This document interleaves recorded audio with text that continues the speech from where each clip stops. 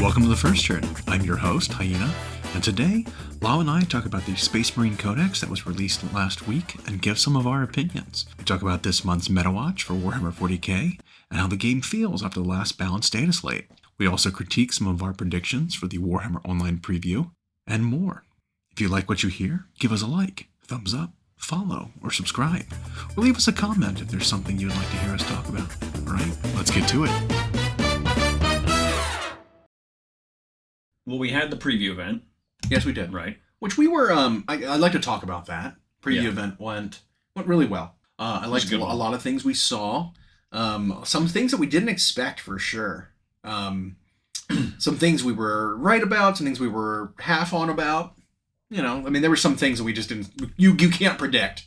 You know, like the opponent for one of the minor games, like it was like how can you predict that kind of stuff? It's like whenever there's like an Underworlds preview coming up and it's like I have no idea. Yeah, what warband are they going to be? I have no clue. We did successfully predict scouts were going to be in a kill team. You know, I mean that was pretty obvious. Who could have known striking scorpions were coming now? Right. Don't know. Don't know where that kind of came from. I thought the scouts were going to be paired in a box next to something not new. Yep. Striking scorpions though, that is fantastic because the more I think when the Banshees first landed, they just set to work on like catting all the aspect warriors. I think they had them done when the Banshees came out a year and a half ago. I even 2 years ago. I think the Dire Avengers are going to get redone because those are old. Yeah, they're really derpy. But the Striking Scorpions says to me that when Codex Eldari comes out, they're going to get a new Karandras model, the Phoenix Lord. Yeah, because they don't release these without their Phoenix Lord, it seems. Yeah. So. That'd be great because I'd love to see it because their Phoenix Lords, both Janzir and Magan Ra, have been spectacular. Well, I mean, even look at the other ones. Like, they did, what's his name? For Dark Eldar, Incubus guy. Dresar. Who isn't technically a Phoenix Lord, but I'm pretty sure he was. Pretty much he is. And it's just like amazing. Like, absolutely spot on. This is what he looks like. This is great. So it's like, of the three examples we've gotten, they've been perfect. Yeah. I would not be surprised if they continue that way and they all look great. The Striking Scorpions are way slimmer. They're way sleeker than they... Much more elven. Yeah. Exactly. Because you look at... what's the other one? The Beetleback ones. Warp Spiders. They're just so chunky. They look weird. They almost look like a Vespid or something. Those are second edge. I know. Yeah, they were very old. Well, they were, even the Dark Reapers, before they got updated, same thing. They were chunky and short. Magan Ra was super short and chunky. And now he's spectacular. He's this lithe, big ghost. But they haven't stripped them of looking capable. Because the Phoenix Lords are essentially demigods of battle. They're akin to like a Space Marine Chapter Master, or they're supposed to be, or above, or like the Eldar version of Primarchs. And so they've been great. I bet the Karandras will just be spectacular. Yeah. I hope so. Like I've always liked the idea of the Phoenix Lords, but like the actual models, it's like I can't do it. I can't, stoop that low to play or even pick up and paint this model. Yeah, and they all had heads that were disproportionately too large for their body back then, and I mean, like what's his name, Fuegan, the Fire Dragon. His helmet is like the same size as the rest of him from like torso to foot. I mean, same thing with the Dire Avengers guy, a Sermon. Yeah. It's same thing. It's just like it's silly, you know. So that was great to see. Love that. We had we knew AdMech was coming. Did not predict the model. Nope. Which I know a lot of people are making fun of him. Memes, yeah. I don't like the rules of it because it's just one-shot weapons are not my favorite thing. But I don't mind the model. No, not I think it's absolutely ridiculous. I think the it feels very AdMech. I wish the design was a little different on it. Like I wish it had like retractable legs. Like he looked like he had Go-Go Gadget like extendable legs. Giant pogo sticks. So when he's not assuming the elevated position to fire, he can like shrink back down and walk in normal and like go through doors. Right. Yeah, because like how does this guy get to his next position? How does this guy ever get around? Yeah. Like how do you if you're sneaking through a city, how with those legs? You know what I mean? So I tweak the design of Tad, but otherwise I still really like the model. Yeah, it still feels so AdMech. And while we took a guess at what they would get, and we hoped for something large, We did preface that with AdMech technology is so weird that it's really hard to predict. Yeah. As far as like I don't know if we were dead wrong about anything except one. We thought for sure we're going to see flesh eater courts. We did not. Jesus. So instead of flesh eater courts, we got to see. There's a new character on a dragon for Stormcast. Of course, I was not expecting anything Stormcast in this like not just the preview event, but this like campaign. I wasn't expecting anything new for them. And he is an update on the original knight. No, Lord Relictor, so, Skeletor guy. Skeletor from the original starter box on foot was this guy. Similar to how they had Vandus Hammerhand is the Lord Celestin on Dracoth from that starter box. Mm-hmm. This guy is the other, what that character was called initially. Now it's just a Lord Relictor as a generic character, but that was him. It was Ionis Cryptborn. And he's been all through the stories. Some of the early books of like reclaiming Galmaraz and everything.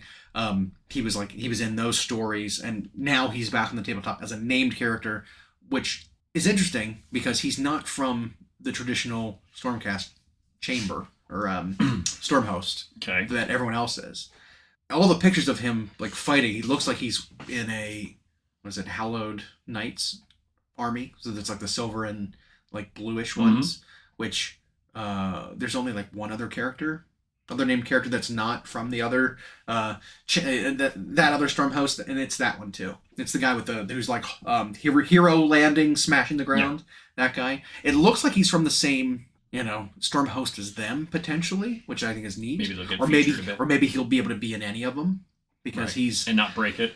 I think with his story, so these characters are interesting, the Relictors, because they are sort of redeemed necromancers is essentially their history. So they're not traditional like heroic figures of battles that have been plucked out and reforged into godlike beings. Mm-hmm. They're like it's kind of a deal with the devil a little bit, where Sigmar has kind of leased the help of necromancers, and he's like taken their souls and let them stay as necromancers to like shepherd the souls of the other fallen.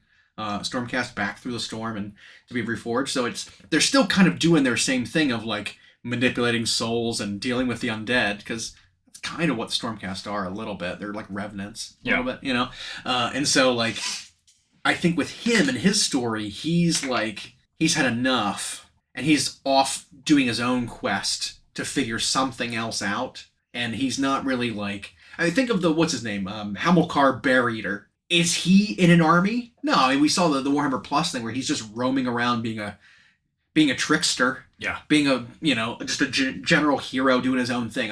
Not really a questing knight, but kind of doing questing knight stuff. I wonder if Ionis has been doing that same kind of thing. And then he's found himself a companion through this dragon. Amazing looking model. Yep. Like just out of this world, great looking model. Well, and the dragon itself is actually closer to classic fantasy than what they typically have in their in the AOS. Yeah, because he's kind of got that hunched over, head low, sort of serpentine body. I believe it's going to be the same size and same proportions and same like model as the most recent dragons they released. Mm-hmm. But the pose is so unique and so interesting that it doesn't feel like it looks very different. The modern design for their dragons. So we got him. Super cool. We got a new hero for the Sylvaneth, which we knew that was coming because of that wood teaser 2 days to go kind of thing. Was not expecting this specifically, but very, very cool. Yeah. He's, I believe, a Kurnoth hero. Mm-hmm. So the Kurnoth hunters are their like heavy elite, tree, like mini treemen. This guy looks like he is a hero for that sort of aspect of the Sylvaneth army. And he's riding some giant spite of some kind, a big firefly with a unicorn horn meant for ramming things. Not quite the Wardroth beetle that Alariel's riding, but still a big imposing kind of beastie. Yeah, fast moving and supposed to be very fighty. Yeah, which is cool. I don't know if that army is the one that needs that because they have lots of that already, but it's still super cool. Love the model. Yep. We were also dead on with Necrons. Because they got a teaser because we knew their books were coming first. We were like, oh, they're probably going to redo a named character. Yep. Probably the named character that woke up first and the one everyone knows, which is Imitek the Stormlord. And sure enough, And they expanded a little bit on his fluff, or at least that's just what they did, because the GW guys are of course nerds to the highest degree. Absolutely. But they pointed out something when they first made these named characters for the Necrons, and then last edition we got Silent King. Everyone kind of forgot about Imhotep, that he was that first Pharaoh who woke up, and he's part of the largest dynasty surviving, and then had to sort of cede a lot of command because Silent King returned, and he's the guy. He's not that happy about it. Right. And they made a model that invokes the original pose and aesthetic entirely, but it is clearly upscaled, leaner where it needs to be, plastic sharp. The proportions on him look just like Silent King, essentially. You know, like if you take Silent King off of his podium and you put him like on foot. He's a big Necron, that's it. But he's got little baby legs. Yeah. A little bit. He's got baby leg syndrome. They're a little too short for how like tall he is. Imhotep has a little bit of that in his design going on, but it is very much evocative of, like, think of the recent Necron release through in 9th edition when they came out with all those, the Royal Warden and that, like, the new Overlord and stuff. It looks very similar in design to them. But then GW dropped a little spoiler or a little Easter egg and said it's not the only new model Necrons are getting with their release, which is super cool. And we thought it was the other way around. We thought Necrons has enough. AdMech needs some additions in addition to a character or something. But it seems like Necron's going to be the one that get new units. But I have no idea what it's going to be. Well, so AdMech being a relatively newer army is all modern plastic. Right. So they would have to come up with just new stuff, which we were hoping for. Yeah. And we got that one guy who I'm sure you can run 3 of in an army. The Necrons got all of their old stuff updated, except for a handful of their named characters. So if you're asking me, the safe bet is they're going to pick another popular one in the fluff like Trazyn, but maybe and plastic him. But I don't know if they're going to get a full new unit unless it's like a bodyguard for Imhotep or something cool like that. You know what? I wouldn't be surprised if we saw, because like you said, most of their old units have been updated to a new thing. Besides maybe the low-curse destroyers, which are the old destroyers with the guns. They got the big heavy destroyer replaced. Correct. But the old ones are still light bright. Right? Don't they still have the fat bottom boys? Aren't they still the old models? Well, the fat bottom one's the newer one. Yeah. That makes big gun or... Yeah, that's the heavy destroyer, which used to be added to the unit. I think you still use the old ones. And then the tomb blades are newer. With like the beetle body. But the regular destroyer... Yeah. Might still be the old I think that's still an old model. I think the Destroyer Lord on the beetle body is still an old model.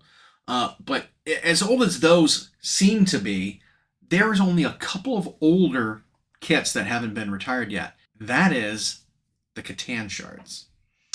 The Catan shards, yes. So the Nightbringer and the Deceiver Catan shards are still metal or maybe fine cast, depending on how they made them. Well, and our buddy Kendar caught a note about how the Necrons were going to have something like they were going to have 3 data sheets removed from their book. Now that may have just been a rumor mill thing, and it could be they're going to get other ones added. Right. But there are 3 that we know of allegedly that are leaving. What would be leaving? Right. So if we run down the roster, right? Obviously not warriors. They got a new kit and they're the core of the army. You've got the immortals, which are just bigger warriors. Newer kit also makes death marks. Also makes death marks, and it has 2 gun options. You know, like there's you're right. The low cursed are still in the old. Okay, so low curse destroyers, and then the destroyer lord, the low curse destroyer lord. Yeah, those are old kits. Are both old. I could see those just going away. They could. That could absolutely happen, and all you have now is the heavy low curse destroyers. Maybe and they call them low cursed. Period. Right. You know, and that's it. The Catan shards, the 2 of them, maybe. The command barge, while still a good-looking kit. I don't know about that one. And it could just be like one of the cryptex or something too. Well, the Catacomb command barge is not old. I know it's not, but I don't know. I'm not too keen on that kit. No one plays them. They're not very good. Like I don't know. Yeah. If I could put on the list of something I wouldn't mind leaving the line, that's one of them. Well, I would just want to make it better. Yeah. I think as far as old models though, I would not be surprised if, as far as Catan shards go, if they just shrink it for now to be your Transcendent Catan and your Void Dragon. And then down the road, like other edition or a campaign or whatever, they can bring back a plastic Deceiver or Nightbringer or whatever. Yeah, potentially. Because they just look so dorky next to the other Necron stuff. You might be spotted. The Destroyer, I didn't even think about the Destroyer, so the Low-Curse might actually be what they do. I mean, that's the ones that make sense to me. Yeah. They're either going to get a new kit or just say, well, now they only have the fat bottom ones and the Scorpex. Right. Yeah. And then the Ophidians, the little wraithy ones. Wraiths could go away. I mean, that's another thing that kind of doesn't really fit aesthetically very well. Doesn't fit like lore-wise very well. Are they part of the Canoptic house? Yeah, the Canoptic Wraiths that are like the snakes. They're kind of weird. They don't really fit in with Necrons anymore. The fact they have Ophidians, which basically do the same thing. They're still snake body. Well, yeah, I don't know. The issue they had, both of those last edition, was just that. It was like they fulfilled the same role as each other for the most part. Mm-hmm. You traded like an invulnerable save for like number of attacks. Yeah, something. And then the Scorpex did better than both of them. So, and then Lich Guard did better. So, I don't know. I could also see if there was a named one like that just goes away. That's not used. Yeah, that's an option too. An Oricon Nemesaur, Zandrak, and what's his name? Oberon. Maybe they get a named character or two gets cut. That's another option. Oh, because they were all fine cast too. Yep. I mean, they gave Caesarus the upgrade treatment, which was great.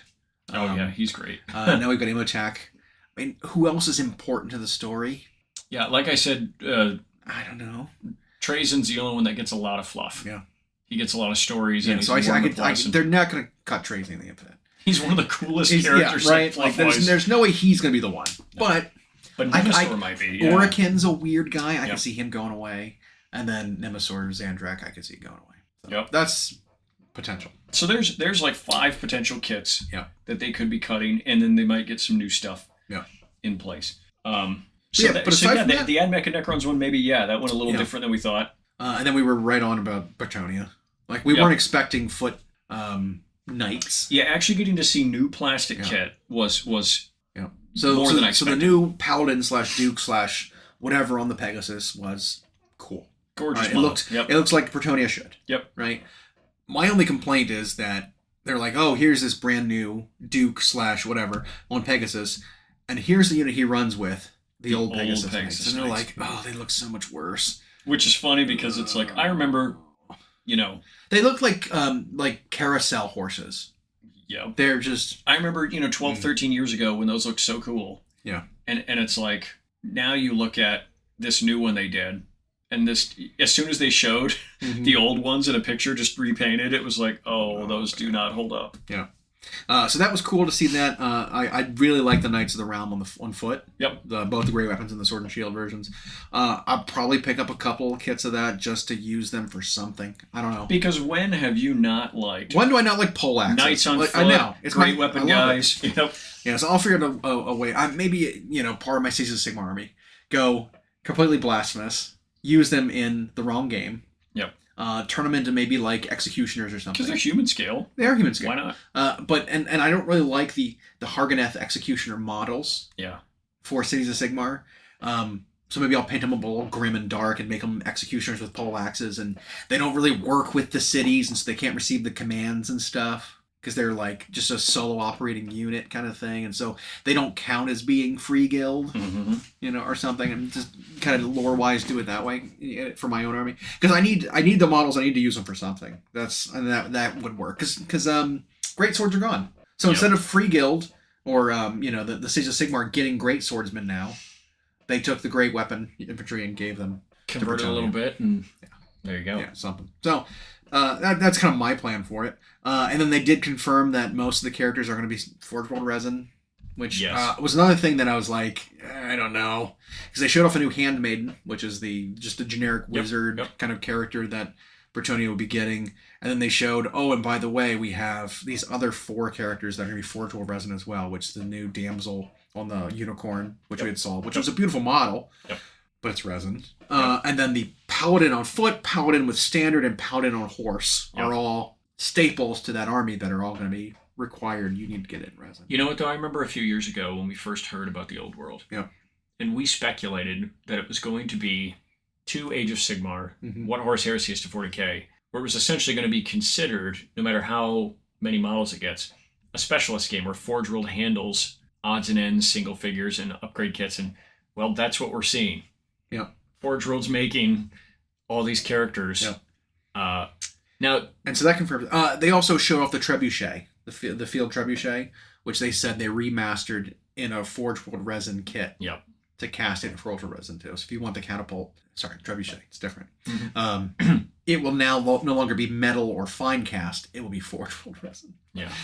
Just like, oh man, okay. Which for those out there who are delusioned by whatever the experience with Forge World was like in the 90s and early 2000s, it is not great material to work with. No, it's not. It's just not. I mean, when a new kit comes out, typically it's fine. Sure. Right? There's not like manufacturing errors. There's no mold slippage. There's very little like mold leakage where you have like flashing and stuff. But as they use it more and more, the quality degrades. It really does. Like get a Primarch, they come out with years after it comes out, and you'll see it's plenty of like a little bit of pitting, a little bit of like very bent weapons. It just doesn't come out. Well, in details that are supposed to be smooth and crisp, like the trim of an armor will all of a sudden have waves in it. I mean, and it's just, now it's not even just Forge World resin that does it. I mean, I see it even when we buy third-party resin stuff. It's always a crapshoot. It's the material. It's not how they're doing it necessarily. And it's usually more brittle. And it could be storage. If it gets warm even a little bit, it'll bend. Even gravity, like a long piece stored horizontally with heat will cause it to dip and just curve. You know what I mean? So it's just, So I wasn't excited to see that. Yeah. At the same time, what I wasn't surprised, I was surprised that they showed us plastic kits for Bretonnia, which that are new. Great. We'll also see Tomb King's ones, I think. Yeah. Those are the two armies that got the most squatted. Well, they got the Bretonnia and Tomb King's treatment in the move to AOS, and they're the ones that were just discontinued the earliest. Yeah. And so, giving that love to those players first. Thinking about Tomb Kings, there's very little that they would need to have updated to be full plastic. Because Tomb Kings is already the line. If they were to bring it back in its entirety of what was cut, it's almost all plastic already. Yeah, you have the Tomb Scorpions not. Yeah, so the auxiliary stuff. Tomb Scorpion, the Bone Giant, the Ushabti. And then some of the characters. Like the guy with the well, you've got Cetra. The little. Well, I wasn't talking about that, but the guy at the tomb, who's like. Yes. Launching souls. Yep. Casket of Souls thing. That guy. He's that model's resin. Apophis, he's resin, which he's still in Total War. The Scarab Prince. Okay. He's still not in Total War yet. Yeah. But like besides those few things, Carrion maybe was also resin. But like the core of the armies are all plastic. All the Snake Riders and the Skull Catapult was also. The Skull Cannon. Yeah, you're right. Yeah. Skull Cannon. The catapult. It looked really Screaming Skull. There you go. Yeah. That's right. That was too. But like their bowmen, their horsemen, their chariots. Tomb Guard. Like the core of the army is plastic. I mean the Sphinxes and everything. The Ushabti are not. They're not. No. But that's just it. They could do 3 multi-purpose plastic kits for them, just like they're doing for Bretonnia, a handful of Forge World characters, and then that army's got a good start. Basically the same. Yeah. Bring up some old kits, give it a couple new kits. And I wouldn't even be surprised if those 2 armies are all they did for a couple months. Yeah. Just give those people love first. See if people are biting on the game, and then go. Yeah.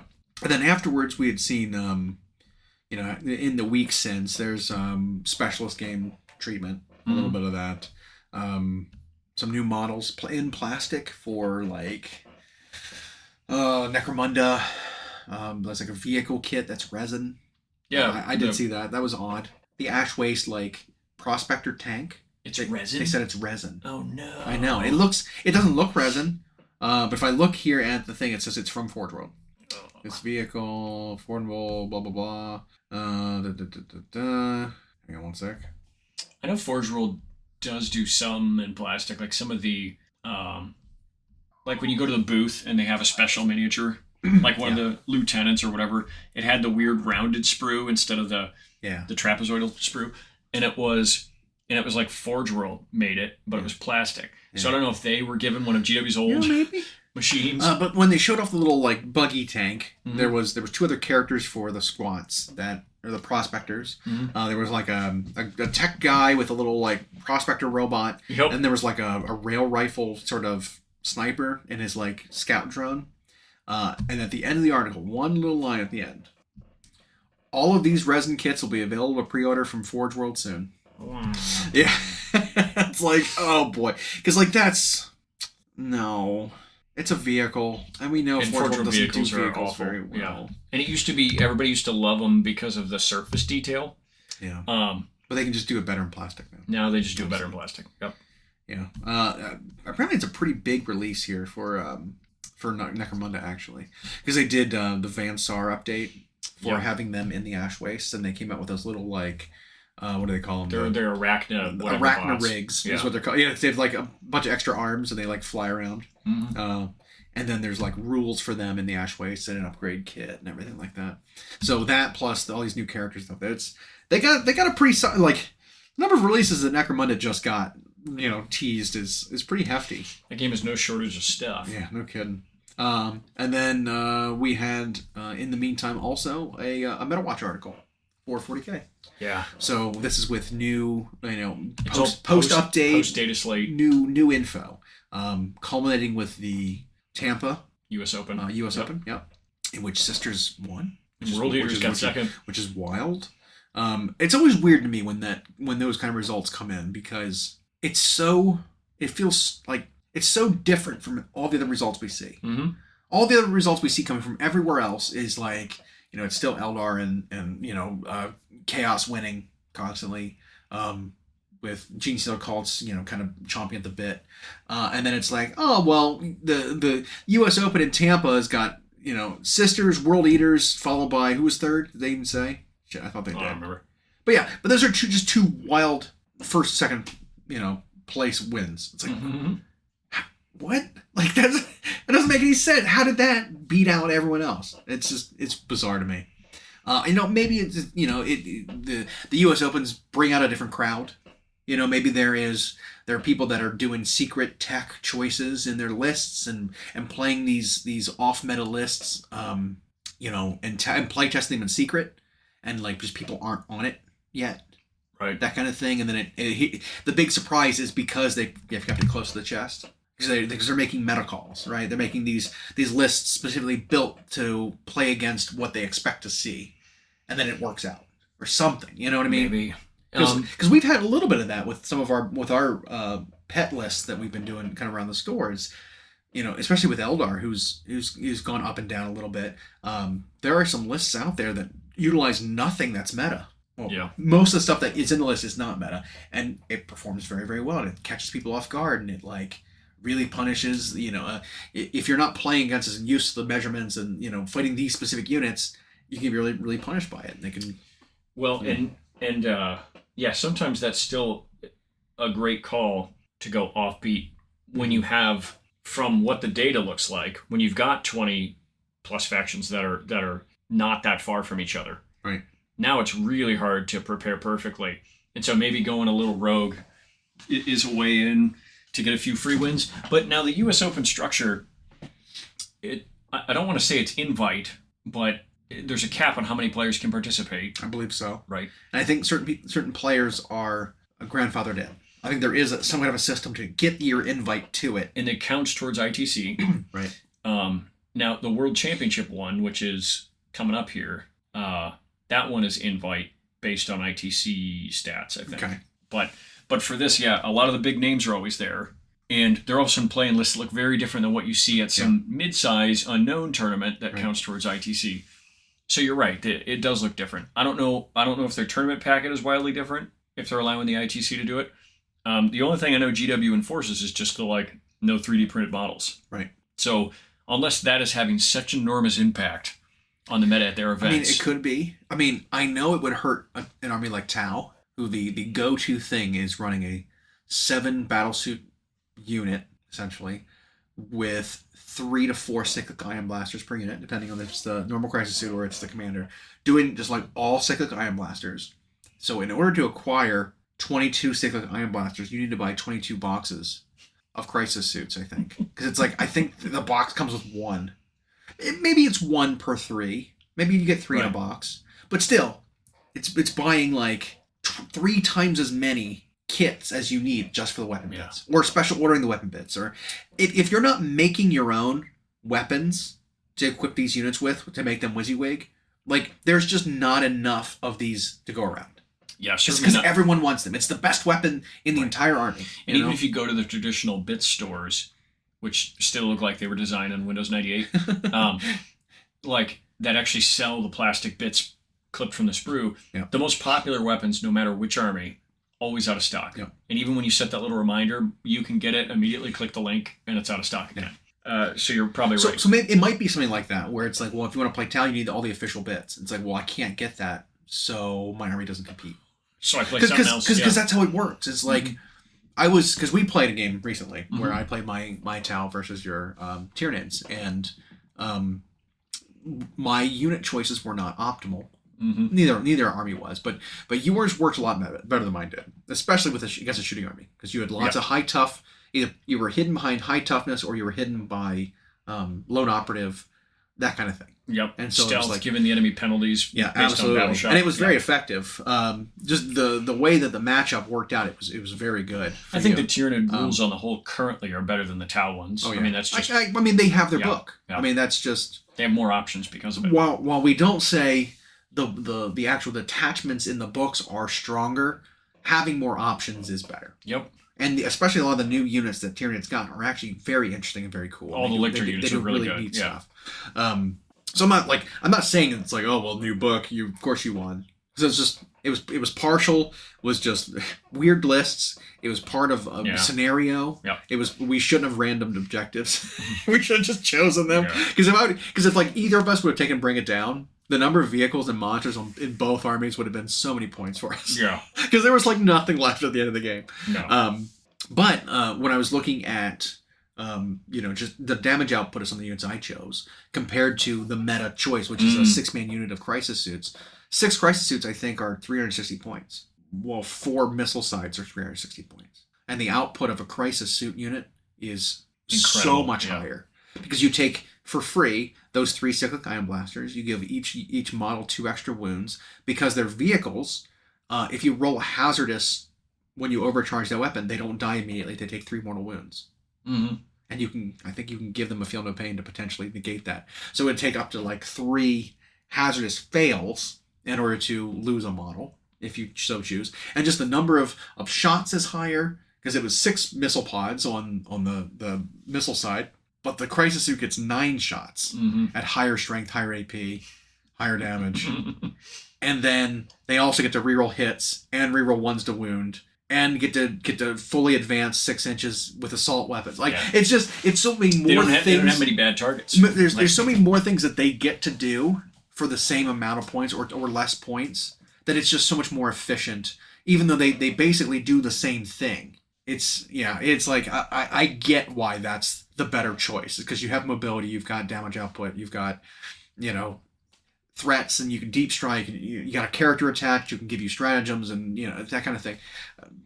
It is a better choice. My choices were not optimal, but I can even cut some of the stuff I chose and add that if I wanted to, and I know I could have done that already, but that wasn't the point. You know what I mean?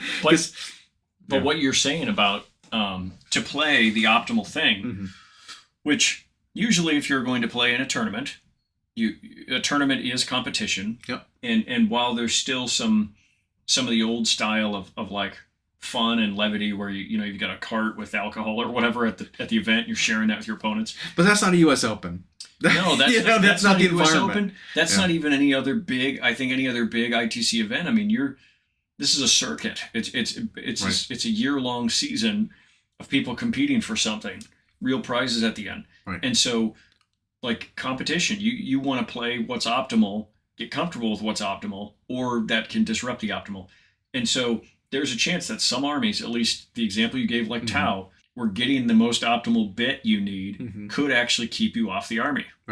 Or if you do choose to try to acquire it somewhere else illegitimately, by 3D printing or having someone recast them or something as the official, but you can be like completely disqualified. Correct. In fact, I would say it's a fair bet that if you face a Tau person in a U.S. Open and they have crisis suits or something like that, immediately call a judge and have them do a bits check. Because you could just get a round win by saying, "Hey, can you check their bits? They've got 22 different 22 6 ion blasters in their army. Can you check to make sure they're all real?" Yeah. That could get your opponent disqualified. It would be super shitty. Yeah. And you would not make friends. Nope. Pulling that shit, but it's a competition. It's a competition, and so I think people are just like not willing to even risk that. So an army like that might not have tried. People might even try to bring that army. With that risk. And the Crisis Suit kit is not terribly old. No, they came up with a new one actually. Yeah. Recently. And so, boy, that's a shame. Yeah. That they don't like. If you're going to make it a build option for any unit to take one of a thing, two of a thing, or three of a thing, then like you need to include it. Yeah. Like the new Termagant's box, for example, has literally all the guns that the unit can take. Yeah. Whether they do 10 sets of Spine Fist, 10 Flesh Borers, 10 Devourers, and then 2 of each of the other weapons that they can have 2 of per. Right. And it's like you need to have that for every unit that has weapon options. Well, for a bit, they were trying to make it so that they wanted to incentivize you not to spam the same weapon on the same range. But that's gone out the window. If it were something like, here's your list of weapons, you may choose 3, no duplicates. Then it's like, okay, I can use all the bits in the box. I have it all. And they used to, for a while, you're right, they were also designing rules for a data sheet or a battle scroll around what the box comes with, which made it easier to build. And most things still operate that way. This unit, because technically I think 3 of that gun do come in the box. If you choose to put all 3 of them on one model, it's a legal loadout. But the other 2 don't have the bits to accomplish that too. But the rules don't say the other 2 models can't have those weapons as well. Right. That's the thing. So it's like, loophole. Yeah. I'll run 9 of them. And maybe this isn't even why maybe Tau didn't show at US Open, or at least in the top 2. I mean, they still got what looks like over the course of all the data, they got 5th. 53% win rate. Yeah, which is very good. Still good. Right behind Chaos and Leagues of Votann. Yeah. Still good. Tied with Black Templars. Black Templars have been posting results. What? Yeah. Yeah. It's funny. They've been posting some results. And Tyranids are only at 48. Yeah. But I do wonder how... That's still so tight. It is. In fact, the last place army in the post-data slate update was at 44%. Yeah. So just a hair below where they want it to be. Yeah. And it was Drukhari, which isn't that surprising, but that's what a tight... The fact that the data slate did this much, to take from 32 to 71% as your range, to now you're at 44 to 57, that's remarkable. That's really good. And they declared, I don't know how true it is, that since the data slate came out, they've got tens of thousands of games that got played. Right. In fact, that was even like a tighter window than what we've seen in AOS. Yeah, it really is. I mean, you're never going to have exactly 50, right? No. Because pretty much any time you take a percent and you add it to a winning, you take a percent off of another army, basically. The percentage have to add up, right? It's like, you can never have like, well, every army is above 50% win rate. It's like, no, that doesn't work that way. It's impossible, in fact. It's impossible for that to be that. Someone has to lose every game. Yeah. And so, like, the closer you can get to, though, to pulling those bounds up and down is... it's great. And you and I have talked on here before about how there's a contingent of players who love to see that because it does open the door for you to be much more creative in list building. And then there's other people who hate that because it makes it much harder to predict the meta. Right. And they like to know when it's rock, paper, scissors and what to do. Well, my army is S tier. I don't have to worry about A tier armies because I destroy them. Yep. No matter what I do, I'm going to win against an A tier army. So all I have to really worry about is play testing versus the other 2 S tier armies. These 2 matchups, yeah. So now all I need to know is 2 matchups in the mirror match.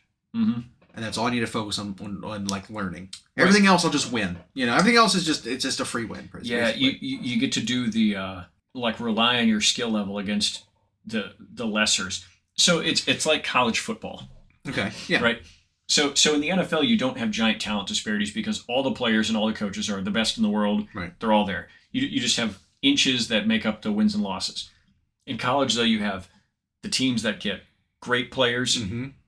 Huge number of athletes go to the same schools every year against the other. So when you see Alabama line up against the Citadel, it's going to be a 72 whomping every year. And Alabama doesn't have to really watch game film to play that one. Right. Their athletes are just going to line up and be better, right? So they only have to worry about like 3 of the games on their calendar. Mm-hmm. It's like, oh, when we play Georgia, when we play LSU, we have to worry about those games. So that's exactly the same idea. And I think there were people who preferred that. It certainly made prepping for a tournament easier. It did. Magic the Gathering was the same way. When you played in a standard environment, for example, where you knew there were only really 2 S tier and then 1 slightly less than S tier, that was all you had to worry about. Right. Win those in the mirror match. Figure out how to play those in the mirror match. Because the other stuff you're just going to overpower. But now you can't really do that. No. Now even when you're Eldar, you kind of still have like sheet for sheet a little bit of an advantage over a lot of other armies. But I think they probably got some tough matchups now. Well, that's why we can see an army that we wouldn't expect to get a 5-0 win popping up as like that. Because it doesn't take that much for someone to play an army really well, a couple little advantages over the course of the day, and they all of a sudden they go from, instead of a 3-2, which is still majority wins, but go from like a 3-2 record to a 5-0 record over just a few small advantages because you know your army better or you made a better decision. Right. Something. And like, if it were a 32% win rate army, no, you're not going to see that as a top list. It's just not going to happen.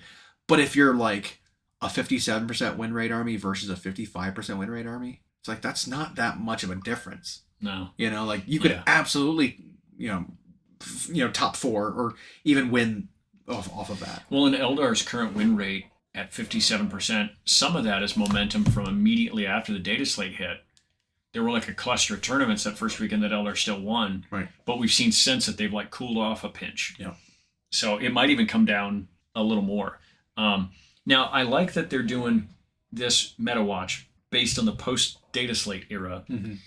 Because, sure, if you look at the entirety of 10th, it's still going to look lopsided because it includes all the data before this update. Yeah. But then that's not accurate anymore. The state of the game in the first 2 months is not accurate to what it is now. So I actually like that we're doing it in these like chapters. Yeah. To see the state of the game. Almost like flights of data. Yeah, and people. I've heard even people talk negatively about it, that they think this MetaWatch is like cherry picking. Oh, sure, they're picking all the data post. It's like, but that's the game everybody plays now. Yeah, I mean that's the relevant data. The data before that is irrelevant because there were different point values, different rules. We're not playing with that anymore. Yeah. So it does matter. I don't care about the overall win rate. What's the overall win rate of Eldar in the last 30 years?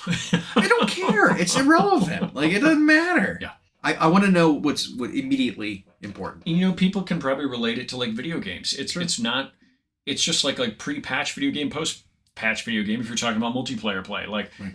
If the patch fixed a bunch of stuff, you can't use that data from the first season anymore. You don't even want to go study the footage of a video game from pre-patch because it's irrelevant now. Yeah. It doesn't do that much damage anymore. The cooldown's longer than that. Right. It doesn't. You can't study this and learn the timings and learn how they're using it. It's like it doesn't work. Yeah, it was like I remember in seasons of Diablo 3 when it'd be like, everybody's sick of seeing this same sorcerer build or whatever, and it's like. But when they got to the next season, that wasn't the thing. And so people were still griping about something that no one uses anymore. Or that kit's not even available anymore. Yeah.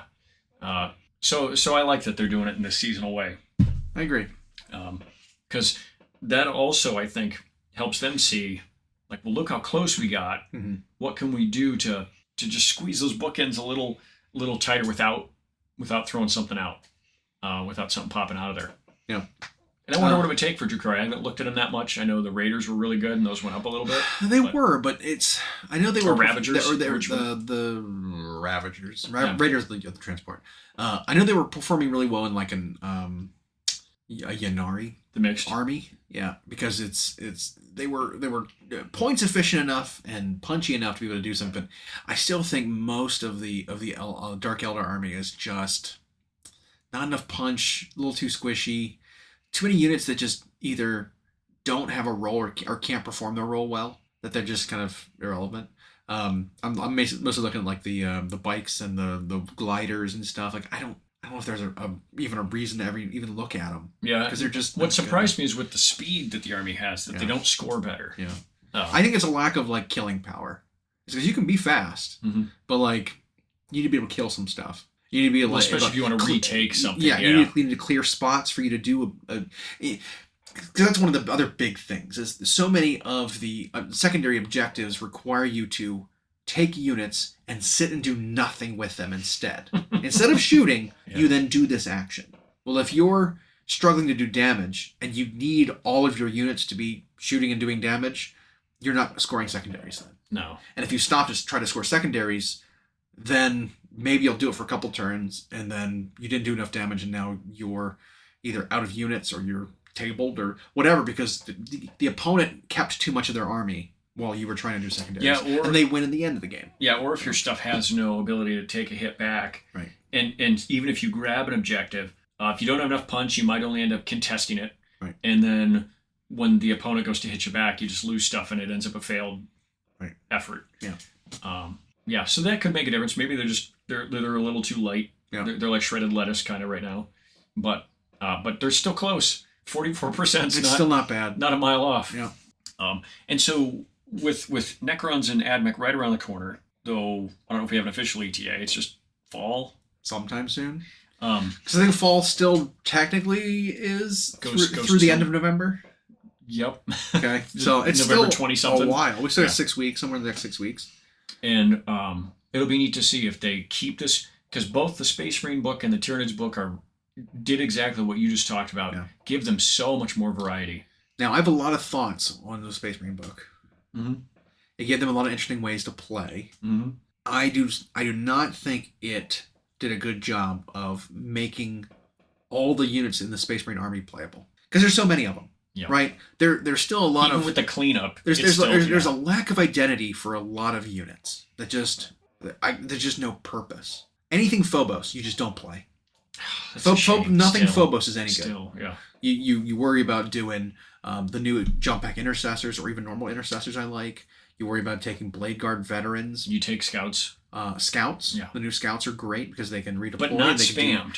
I've noticed most people you can only take 3 units of them. Yeah, I noticed most people are only liking 1, maybe 2. Well, even if you do the 3, it gives you some redundancy for being able to like put them places and infiltrate them places and scout move them, and then they can just sit and not do anything and do objectives. They can just score you points. They're your point scorers. Yep, and they're very good at that. And they're very good at that because it's like, well, 55 points scored. 55 points, and you can redeploy yourself in the middle of the game. Yeah, huge.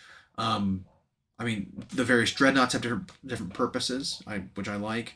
Some of the tanks, some of the vehicles are okay. I still think some of the like gladiators are still a little too pricey. Because I mean, you could do almost the same thing with like a predator for super cheap. Yep. But yes, most of the infantry are just their lack of identity. It's like, what are these supposed to be doing? I can't tell. But and it's the Phobos ones. The Phobos ones have these like damage. Like, damage has been taken away from them because they're supposed to be doing other things with their kit, but those other things require them to need to be able to fight well, and then they can't. You've got 2 units in particular, I think, that make it tough to justify taking Phobos, and what that is like, well, if you want to score, you're going to spend fewer points and have a smaller footprint on the board and take scouts, right, and not Phobos unit. If you want to fight things, kill things in a way that's flexible, deployable, etc., you're going to take aggressors. You're not going to take Phobos. Sure. And so I think Phobos, you're right. Or even the new jump pack assault intercessors, which are cheap, by the way. They're so cheap. And they're very good. Yes. Or Vanguard veterans. Yeah. Who can spam special pistols on every single model. Yep. I mean, I just don't see what any of the 3 Phobos units are supposed to do. Even eliminators, like, units too small. The 1 to 3. Yeah, just 3. Just 3. Just 3. And if you want to do the scooting and shooting that they try to do, you give up one of your guns. Yep. So it's a 2-shot unit. Not enough. Doesn't do enough. No. Either 2 sniper shots or 2 weak las cannon shots. Not enough. No, because even if you find an objective that would fit what they're supposed to do, mm-hmm. the fact you cannot double up that unit and just take 6-man makes it really hard for them to pull any of that off, unless they're going to do it over multiple turns, which feels really bad. Yeah.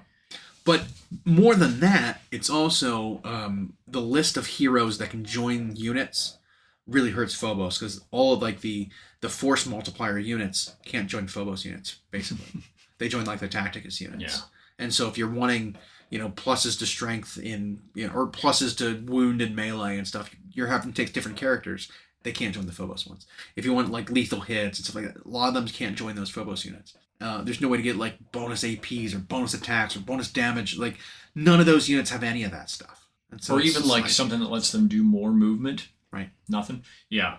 Because I tell you what, extra movement. No, let me rephrase that. Out of phase movement. Right.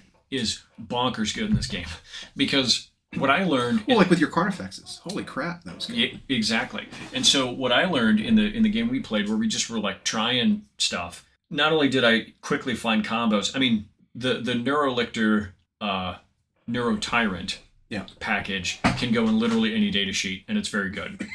to be able to mass force battle shocks at a -1 penalty, and then get to try 3 more units to do it again, and then once they're hit, they're debuffed. My stuff's buffed. Like that was super good, and it's cheap.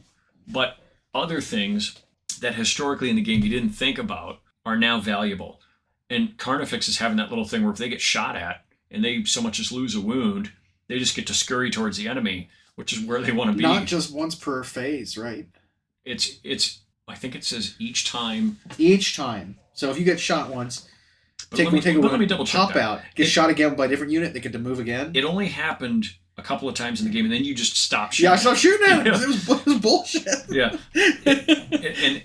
and that's exactly what I think gives them value. Yeah. When I first read the Carnifex data sheet and saw those 4s across the board for how they hit, and then you needed Old One Eye to make them better. Well, Old One Eye is now cheap enough that it's okay. Right. And even though the Carnifexes and Old One Eye are more expensive than, say, a Haruspex or an Exocrine, their value came out to play in other ways. Yeah. Well, and like you had said when we were playing, is there were other threats on the board that made it so that they are not my big commit. Yeah. Take this unit out sort of target. That rule of Blistering Assault specifically says each time an enemy unit is selected to shoot, after that unit has shot, if any models from this unit lost 1 or more wounds, it can make a Blistering Assault move.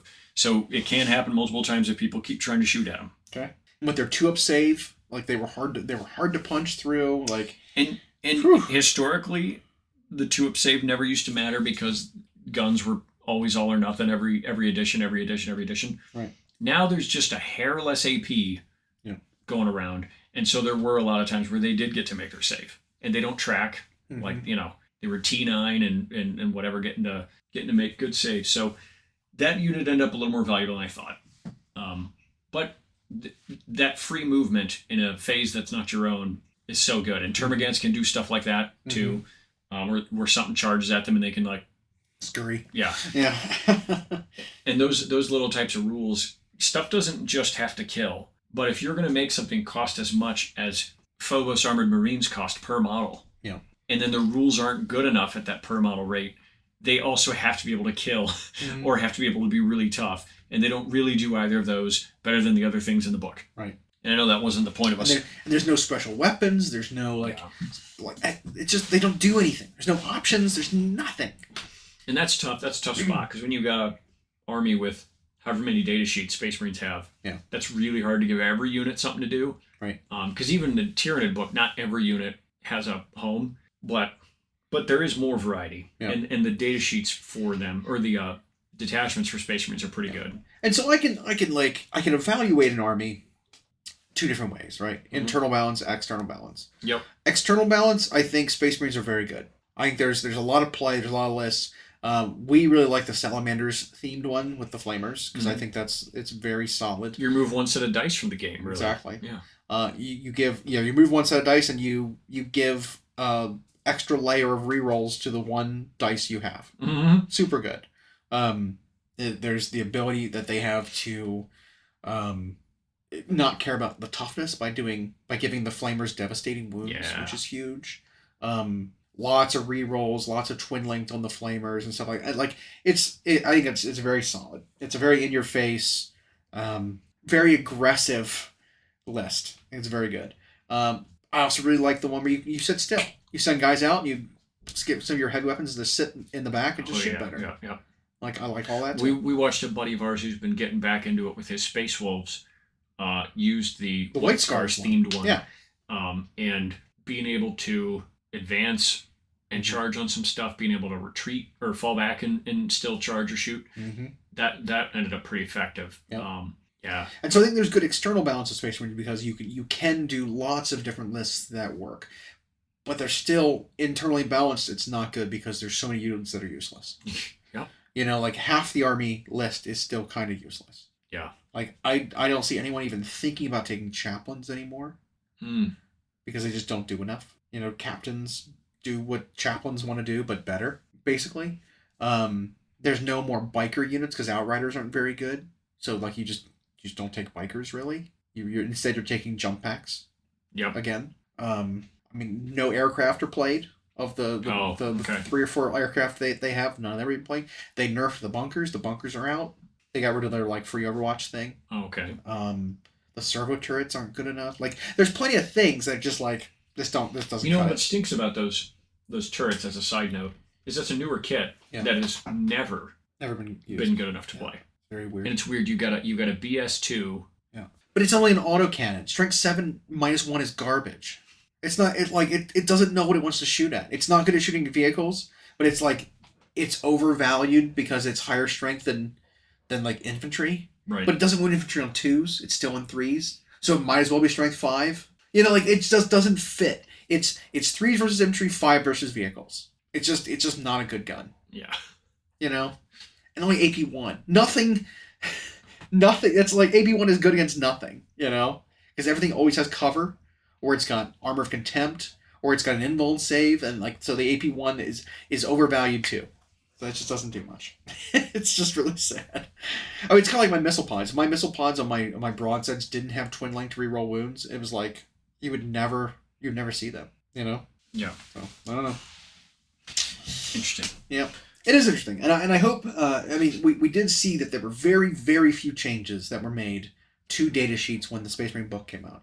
That's not to say that there will be no changes to data sheets.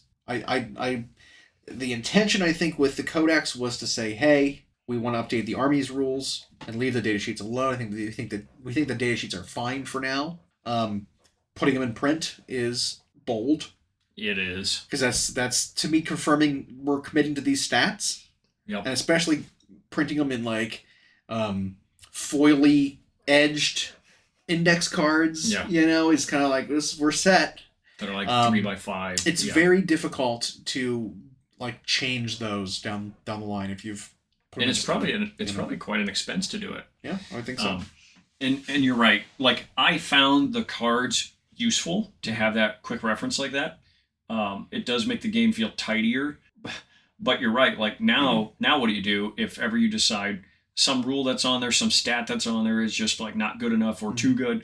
Now you're kind of married to them, or you're going to update it digitally, and someone's going to show up with those, and then come with their cards, and there's like a post-it note to correct it. Or they're going to do like they did with some of the indexes where they buy them all back and like right. It's I don't know. I don't like that. The Band-Aids they rip slow. Yeah. And so we still of course are calling for that push to the digital format. Yeah. And not in a way that requires that you put everything behind a paywall. Still have to buy the codex to get the detachments. I would have loved if I could have just bought a digital code and just unlocked the stuff in the app and not need the physical book. Agreed. Why do I need the physical book? I don't want the physical book anymore. Yep. Let me give you $15 and get the code and unlock my army. Yep. You know? You know, they even could have had the code in the sealed pack of index cards. Right. Absolutely. You're paying $30 or whatever for that pack. Put the code in there, and now they don't have to buy the codex. Yep. Codex can still be purchased by people who want the fluff and the gallery and the crusade rules and all that other stuff. Yep. But for match play people, give us the card and the code.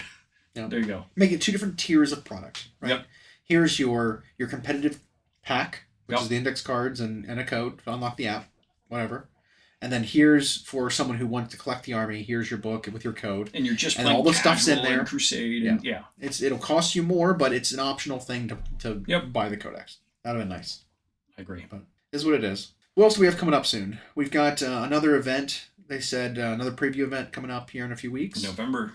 Does that to line up with the World Championships? Okay, that's the World Championships has another event. Okay, November, which is just a couple short weeks away. Yeah, that's awesome. Do you think we're finally going to see Fleshy Accord? Oh, for crying out loud! Yes, we're going to see them. If we make that call, and for the third time they're not, then I'm just going to say no every time. It's the 6th time now. Yeah, this is like 6 different events in a row were like, Flesh Eater quits, right? They gotta be. It's gotta be now. No. I think it's so funny. I mean, slipping in the campaign stuff's fine. I like this. Yeah. I don't like additional books in the game that have like required material. But now, the nice thing is that these books, so far, have only been like supplemental. Mm-hmm. And I don't think they're required because they add stuff to the game that's like available. You do need the codes if you... Okay, actually you kind of need the codes to unlock stuff in the app. But is it necessary? Is it required? I don't know. It's debatable. Well, like if you're playing, let's say, Fire Slayers and you want the most competitive option for them, you need to have all the stuff available to you to figure out what that is. That's true. And some of that is these Army Renowns. I don't know how good any of them are. Because these Army Renowns kind of remind me of like War Machine's theme lists. Correct. These theme armies. Or old formations. Where you need to spam these very specific units to get this benefit. But you lose access to all kinds of other stuff. I don't know if that's really an improvement upon the original army in most cases. Yeah, they showed off the Magma Droth / Flamekeeper one, right? And I think it is dog shit because they gave us the data sheet for the Flamekeeper guys. There's the new dwarves with the little magma pup, and I think the models are amazing. I love the new aesthetic direction they're going, but the unit itself is kind of bad. And if the only infantry you get is these guys and then Magma Droths, I do not think that army is very good. And was it? And then at the other end of that, I hated in the early days of what they used to call, what did they call them in AOS 1, like battalions? Yeah, battalions. And then in 6th Ed 40K, they had formations. Mm-hmm. What I hated about those is a lot of times they were just like straight add-ons to the army in terms of... So the big difference was the battalions in 40K were free. Correct. You still had to pay points to take the formations in AOS. Yeah. But I don't like that as an option either because it's like, hey, you want to play this army with this formation? Well, you're playing a 2,000 point game at 1,800 points then instead. Right. That feels really bad. Yeah. But you get an extra rule. It's like, yeah. But I didn't like that, like, what was it, like the first company task force or whatever, the super battalion for Space Marines back in 7th, you got all of your transports for free. Yep. It was like 700 extra points of an army. Yeah. That was insane. And those formations in 40K, what I hated about it was aside from that, it gave you free rules, in some cases free models, and it didn't really have restrictions. The only tax was like, you have to have this one HQ and these two things. Otherwise, here's just extra rules that don't nullify the rules in your codex already. Right. It's just more. Yeah. And any supplement they've done in campaign side of things, or when they call it campaigns for both 40K and AOS, when it just simply adds rules, I'm not a fan. Right. You're right in that the armies of renown so far have been narrow. Mm-hmm. Well, you also lose other rules. You have to. New ones. Yeah. So you're replacing. Yeah, which I like. I mean, that's fine. I'm it's okay just with another that. way to play them. Right. But if you want access to all the ways to play them, then you have to kind of buy the new stuff. And who knows how long they'll be valid? Who knows if they'll be like available in a compendium later of Armies of Renown, so you don't have to buy these as you go. You can get them all at the end. Who knows if like these will be relegated to not available in match play. It's only narrative or open play kind of thing. Like it could be some of that too. Or maybe this is like, well, we're going to include these in the next book. This will be a the Lodge's rule for Firestarters, or this will be the sub-faction's rule going forward. And you just got it as an Army of Renown early. Yeah. Who knows? It'll always like be frustrating when they roll over into a new edition and they keep them active until that army comes back around. That's frustrating too, because then you get weird interactions. Well, I will say that AOS does a really good job of when a new like General's Handbook comes out, telling you what you're allowed to use. Yep. Because now they've started doing in the first couple pages the list of available content that is valid at this point. Basically, and that should always be a thing. Absolutely, should always be a thing. These are the publications that are legal in this edition of the game. Here you go. Here's the list. Yep. Anything that's not listed here, disregard it. Yeah. I mean, they even went as far as to say in one of the Jones handbooks, these like issues of White Dwarf as supplements to battle tomes are legal. as like in the list, and it was like, that is super cool. I really like that they snapshotted, what was available. Because you used to just have to like guess on your own. Editions drug on for years, and you had books that crossed editions, and you just didn't know if it was, or if the next TO was even going to allow it, or whatever. Because it's like, oh well, a codex or whatever came up after this publication, I think. Did it? I don't know. Data sheets valid. Well, when did this supplement or when did this White Dwarf come out? Was it before or after the book came out? I don't remember. Is it legal does it work with it? It does, but are we allowed to? I don't know. It's too ambiguous. Yep. I clear cut, defined. Tell me what's available. Yes. Give us the menu when we sit down at the table that tells us, here's what you can order from here. Don't order a rough menu. Don't be that guy. Don't be that guy. Here's what you're allowed to have. And if you have 37 allergies, don't go to the restaurant that has all of those kind of foods. I'm sorry, if you're a vegan, don't go to a smokehouse and try to order vegan barbecue. And then complain that's all they have. Because you know what? I like vegetarian dishes. I don't like meat dishes that are turned into vegetarian ones with like ingredient replacements. It doesn't work for me. No. But it does work. Eating. Let's do that. Thanks for listening. We hope you enjoyed. Check out our new episodes every Friday on Google Podcasts, Spotify, and Audible, or on Podbean. You can also follow myself and Llama on Instagram for more. We are at Hyena Paints Minis and at Llama Paints Minis. Music provided by Kevin MacLeod at incompetech.com. And as always, we'll catch you next time.